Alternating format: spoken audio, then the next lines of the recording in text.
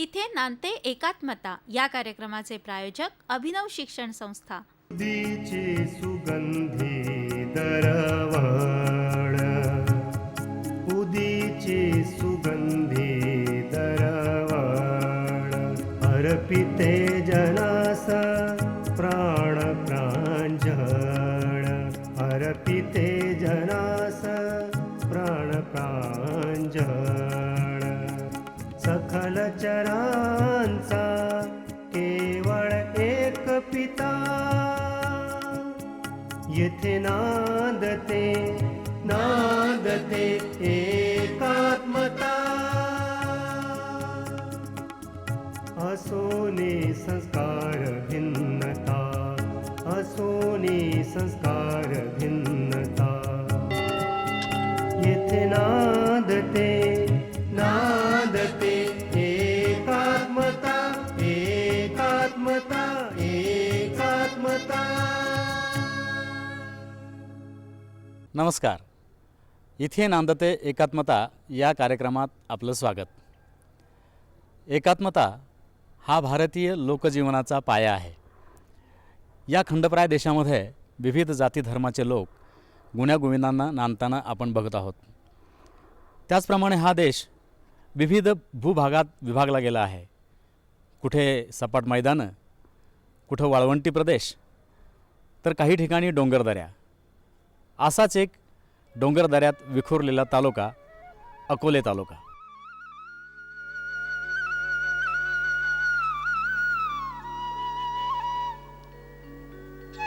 महाराष्ट्राचे वैभव सह्याद्री पर्वत. या पर्वताच्या डोंगर रांगात वसलेला अहमदनगर जिल्ह्यातील अकोले तालुका. सर्वत्र वनराईने नटलेल्या दऱ्याखोऱ्या आणि हिरवागार परिसर, त्यात रहिवास करणारी आदिवासी जमात, अत्यंत काटक आणि प्रतिकूल परिस्थितीत जगणारी अशी ही जमात. या तालुक्याला ऐतिहासिकदृष्ट्या महत्त्व आहे.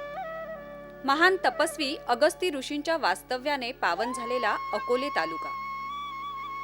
याच अकोले तालुक्यातील कोतुळ गावात वसलेली ही भोळेवाडी.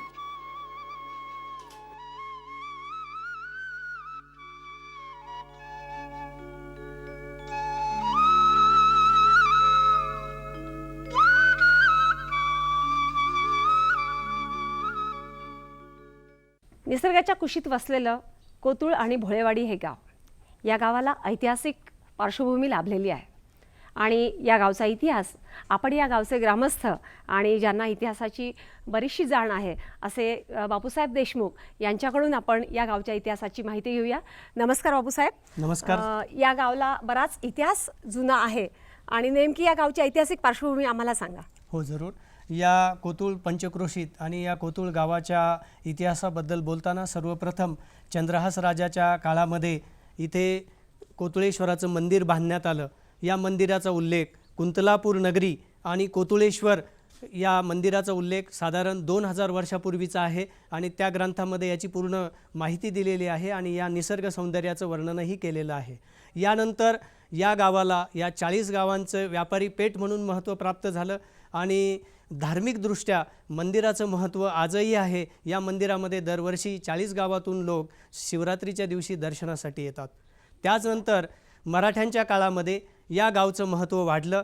त्याचं कारण असं आहे की सुरुवातीला शिवाजी महाराजांनी मराठ्यांचं राज्य स्थापन केल्यानंतर त्यांना उत्तरेमध्ये जाण्यासाठी संगमनेर किंवा अहमदनगर ही ठाणी मराठ्यांच्या ताब्यामध्ये नव्हती. त्यामुळे पूर्ण उत्तरेमध्ये जाण्यासाठी मराठ्यांना पुणे, भीमाशंकर, ओतूर, कोतुळ, शिन्नर, नाशिक असाच रस्ता होता आणि ही सर्व ठाणी मराठ्यांच्या ताब्यामध्ये होती. इतकेच नव्हे तर कोतुळच्या गडीमध्ये मराठ्यांचं ठाणं विद्यमान होतं आणि त्याचा संरक्षणाच्या दृष्टीने, प्रवासाच्या दृष्टीने फार महत्त्व होतं. भोळेवाडी येथे 8 डिसेंबर ते 10 डिसेंबर या कालावधीत हनुमान मूर्तीची प्राणप्रतिष्ठा आणि कलशारोहण सोहळा अनंत श्रीविभूषित काशी धर्मपीठाधीश्वर जगद्गुरू शंकराचार्य यांच्या हस्ते पार पडला. मोठ्या उत्साहात हनुमान मूर्तीची आणि कलशाची मिरवणूक कोतुळ शहरात काढण्यात आली. या मिरवणुकीत हजारो भाविकांनी सहभाग घेतला. तसंच जगद्गुरू शंकराचार्यांच्या कीर्तन आणि प्रवचनाचा लाभही भाविकांना घेता आला.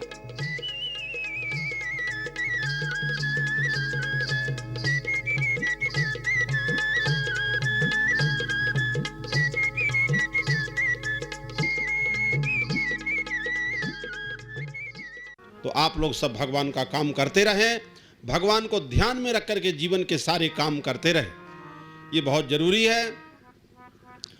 अपने जीवन को सच्चिदानंद की ओर ले जाने के लिए, सद्भाव संपन्न होने के लिए, हम सब परमात्मा के अंश हैं, तो परमात्मा के गुण हम में सब में विद्यमान हैं, क्योंकि हम सब हमेशा रहना चाहते हैं। कोई मरना चाहता नहीं है, हमेशा रहना चाहता है। ऐसा क्यों? सदा रहने की इच्छा क्यों हो रही है? क्योंकि आप सत स्वरूप हो, सत आपका स्वरूप है। सत माने हमेशा रहना, और असत आपका स्वरूप नहीं है। लेकिन सत और असत का विवेचन करने वाले, सत असत का विवेक करने वाले पुरुष इस संसार में धन्य है। विवेचनम विवेकः, विवेचन करने की शक्ति। कर्म का विवेचन करो कि क्या कर्म करना है, क्या नहीं करना है। क्या कर्म संविधान के अनुसार है, धर्म के अनुसार है, और क्या कर्म धर्म की विपरीत है, संविधान की विपरीत है। जो संविधान की विपरीत है उसे नहीं करना, और जो उसके अनुकूल है, आज्ञा दी गई है करने के लिए, वो करना है। अगर हम सब लोग उस संविधान के अनुसार चलेंगे तो समाज, राष्ट्र, विश्व में शांति, सद्भाव, एकता और विकास बना रहता है। तो जैसे यह इस लोक का संविधान होता है, यह इसी प्रकार से वैदिक संविधान है, जो सारे विश्व के मनुष्यों के लिए, सारे विश्व के प्राणियों के लिए, परमात्मा तक पहुंचाने के लिए, और ये परंपरा है। शंकरं शंकराचार्यं केशवं बादरायणां शूद्रभास्य कृतौ वन्दे भगवन्तौ पुनः पुनः। श्रीमन नारायण, श्रीमन नारायण, श्रीमन नारायण, श्रीमन नारायण, श्रीमन नारायण, श्रीमन नारायण, श्रीमन नारायण, भजमन नारायण, श्रीमन नारायण, नारायण, नारायण, श्रीमन नारायण, नारायण, नारायण। भजमन नारायण, सभी बोलो। भजमन नारायण, भजमन नारायण, भजमन नारायण, श्रीमन नारायण, नारायण, श्रीमन नारायण, नारायण, नारायण। श्री हनुमान मूर्तीच्या प्राणप्रतिष्ठेच्या सोहळ्याप्रसंगी गावातील सर्व गावकऱ्यांचा मोठ्या प्रमाणात सहभाग होता.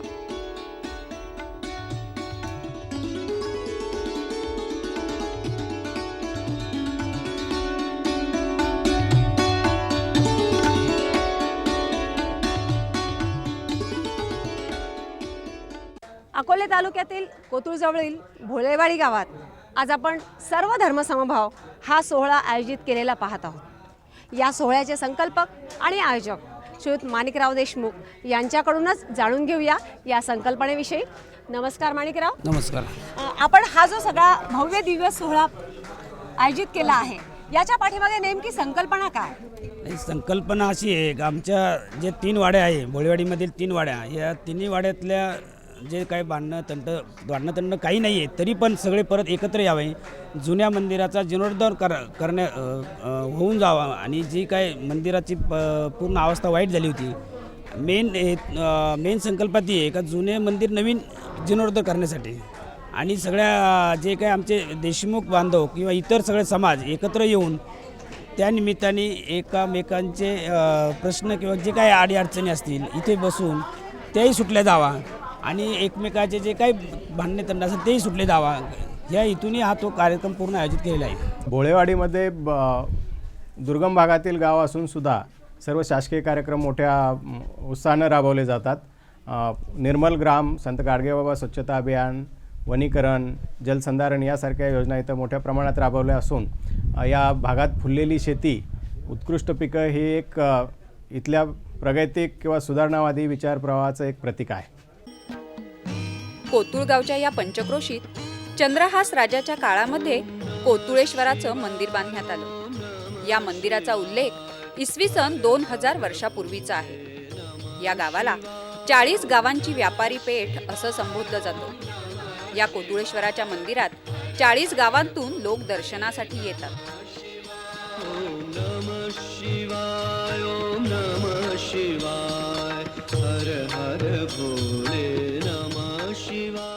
मी एकच सांगेल जनतेला किंवा त्यांनी सहकार्य करावं पोलिसांना आणि तंटामुक्तीच्या माध्यमातून गावातले वातावरण, गावातले भांडणं, शेतातले भांडणं हे गावातच मिटावे, म्हणजे पोलिसांचाही ताण कमी होईल आणि जनतेचाही खर्च कमी होईल.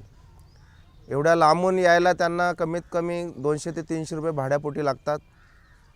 त्याच्यानंतर कोर्ट कचेरी, पोलीस स्टेशन आणि त्याच्यामध्ये आपला पूर्ण दिवस त्यांचा वेस्ट जातो. अशा प्रकारे एका व्यक्तीचे 200 ते 300 रुपये पर डे म्हटलं तर असे 3-4 व्यक्तींचे दररोज 2 ते 3 हजार रुपयाचं नुकसान होतं आहे. आणि त्यामुळे जनतेने तंटामुक्तीच्या माध्यमातून माननीय गृहमंत्री आर पाटील साहेबांच्या ज्या संकल्पना आहेत त्या त्यांनी जर फॉलो केल्या, त्यांनी जर आत्मसात केल्या तर तंटाच होणार नाही आणि पोलिसांचा आणि जनतेचा संबंध वाढेल, जेणेकरून आपल्या वातावरणात, आपल्या शहरात, आपल्या तालुक्यात शांतता नांदेल. शैक्षणिकदृष्ट्याही हा तालुका अग्रेसर मानला जातो. अकोले येथील अभिनव शिक्षण संस्था, BEd, MBA, DTEd, junior college of science आणि मातोश्री पार्वतीबाई कोते रंगमंच अशा विविध शाखांच्या इमारतीचा उद्घाटन सोहळा पार पडला.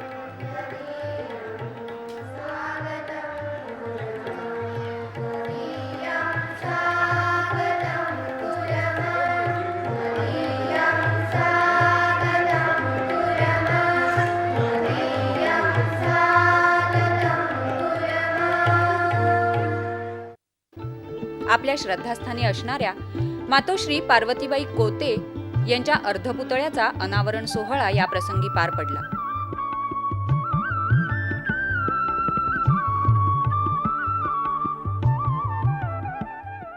पंचाश्वदिराजमानः बुद्धिर्भवानी प्रतिदेह गेहम साक्षी शिवा सर्वगतो अंतरात्मा सा काशिकाहम निजबोधरूपः. वह शिव स्वरूप कल्याणकारी हूँ मैं. इस बात को जब व्यक्ति समझ जाता है तो वो सारे विश्व के लिए कल्याणकारी हो जाता है. चाहे जिस भाषा का हो, चाहे जिस प्रांत का हो, चाहे जिस देश का हो, चाहे गरीब रईस हो, बालक हो, वृद्ध हो, जवान हो, सबके लिए शंकर कल्याणकारी होता है. शम करोति शंकरः. शंकर वही है जो सारे विश्व के लिए कल्याणकारी होता है, सबके लिए मंगलकारी होता है, सबके लिए हितकारी होता है. इसलिए चाहे वर्ण की रचना हो, चाहे आश्रम की रचना हो, चाहे समाज की रचना हो, पर ध्यान रखना है यथा पिंडे तथा ब्रह्मांडे. जो हमारे पिंड में है याद रखना है कि वही ब्रह्मांड में है. इस बात को बिल्कुल नहीं भूलना चाहिए. या प्रसंगी ज्येष्ठ समाजसेविका सिंधुताई सपकाळ आणि स्वाती पराडकर यांचा स्मृतिचिन्ह देऊन सत्कार करण्यात आला.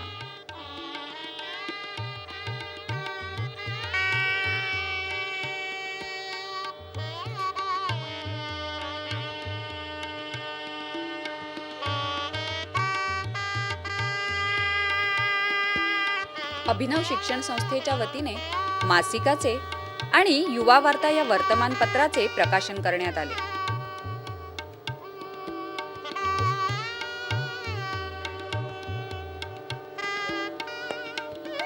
या कार्यक्रमात आईचं महत्त्व श्रोत्यांना पटवून सांगताना सौ सिंधुताई सपकाळ म्हणाल्या, अमेरिकेत गेले होते 14 दिवस, म्हणून पहिल्यांदाच सांगते, हमारा 9 वारी फॉरेन रिटर्न, 9 वारी फॉरेन रिटर्न. पण मी अमेरिकेला गेल्यानंतर मला कळलं, मेरा भारत महान, मेरा भारत महान. कारण लक्षात घ्या, आमच्या आताच ताईंनी परिचय देताना सांगितलं की आई कशी असते. आई, मी तर अनाथांची आई आहे, पण मला परदेशात गेल्यावर, अमेरिकेत गेल्यानंतर कळालं मेरा भारत महान का आहे. याचं कारण आपण भारत माता की जय म्हणतो, भारत माता की. मला एक सांगा, आम्ही आमच्या भारताला माता म्हणतो, अमेरिकेला मावशी तरी म्हणतात का? म्हणून एक लक्षात घ्या बेटा, ह्या भारताची माता कणखर असते, आणि कोते साहेबांची आई नऊवारीत असली तरी पदर कसा समर्थ होता म्हणून हे लेकरू घडू शकलं. म्हणून एक लक्षात घ्या, मी अमेरिकेला गेल्यावर मला नऊवारीचं जरा टेन्शन आलं होतं. म्हटलं सगळे पॉवरफुल ना आपण लईच गावंढळ आहे की काय. पण जेव्हा मी स्टेजवर चढले ना खालच्या सगळ्या एक जात लोकांनी ओरडले, जय महाराष्ट्र, जय महाराष्ट्र, हमारा नऊवारी लई बेस्ट. हे अमेरिकेत गेल्यानंतर कळालं. म्हणून एक लक्षात घ्या, यादे है आपके वादे है, शब्दांनी पोट भरत नसतं, कृती हवी. यादे है आपके वादे है, इससे जिंदगी नहीं कटती, ये तकलादू इरादे है. फिर भी दिल में खुशी है आज तो है. एका नवऱ्यातल्या मायचा हा सत्कार, हे व्यासपीठ म्हणजे हे आशीर्वादाचं महापीठच आहे. म्हणून दिल में खुशी है, जिंदगी में बहार है, मैं मर नहीं सकती अभी क्योंकि आपका इंतजार है.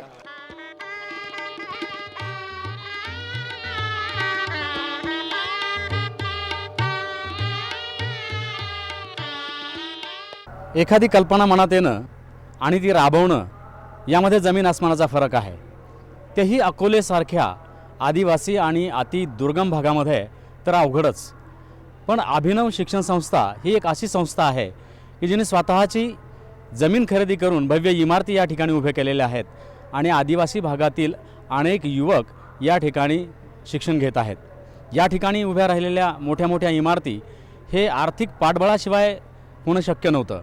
त्यासाठी लिज्जत उद्योग समूहाचे कार्यकारी संचालक श्रीयुत सुरेशरावजी कोते हे देणगीदार म्हणून या संस्थेच्या पाठीमागे उभे राहिले.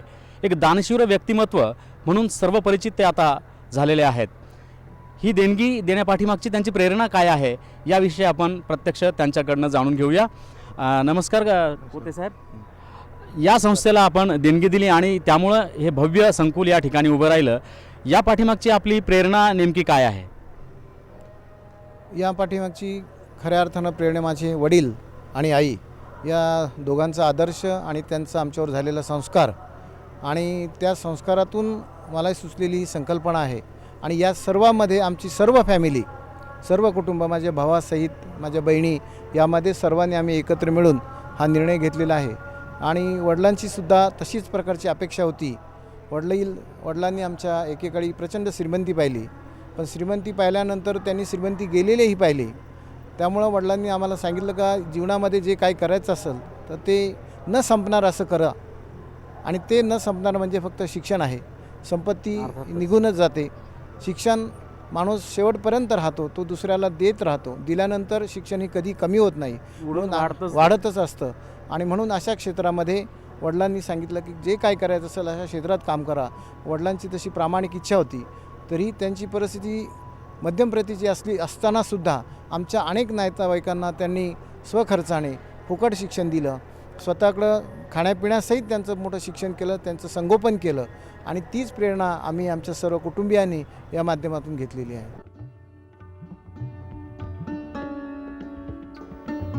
अतिशय दुर्गम आणि डोंगराळ असणाऱ्या अशा या तालुक्यात भव्य दिव्य असे एक शैक्षणिक संकुल उभे आहे.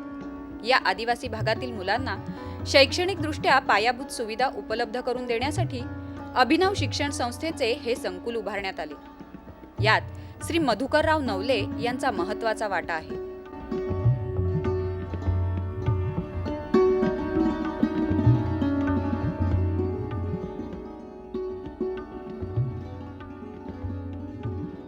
अकोले तालुका हा अत्यंत आदिवासी आणि दुर्गम, अत्यंत कठीण अवस्थेतही आपल्याला इतकं मोठं शैक्षणिक संकुल उभं करण्याची प्रेरणा कशी मिळाली आणि त्यासाठी आपण काय काय प्रयत्न केले?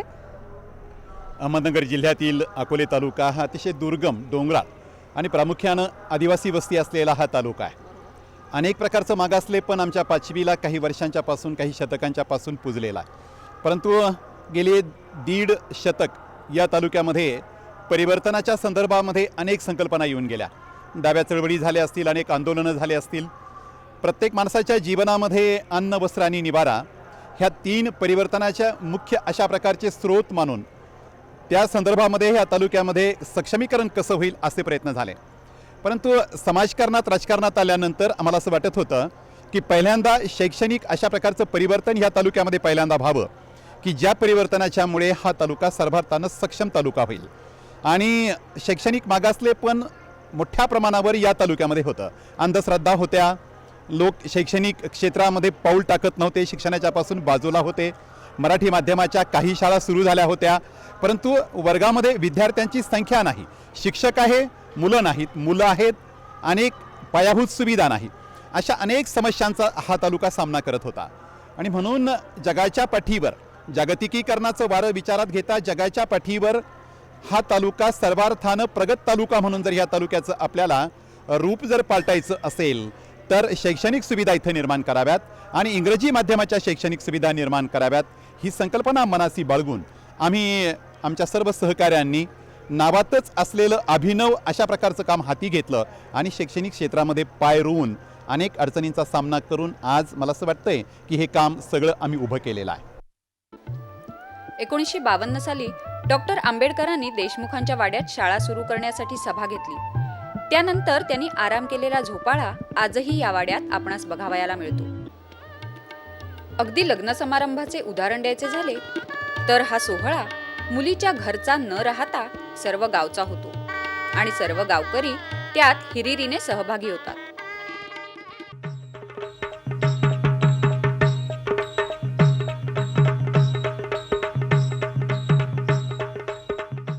इथे नांदते एकात्मता या कार्यक्रमाचे प्रायोजक अभिनव शिक्षण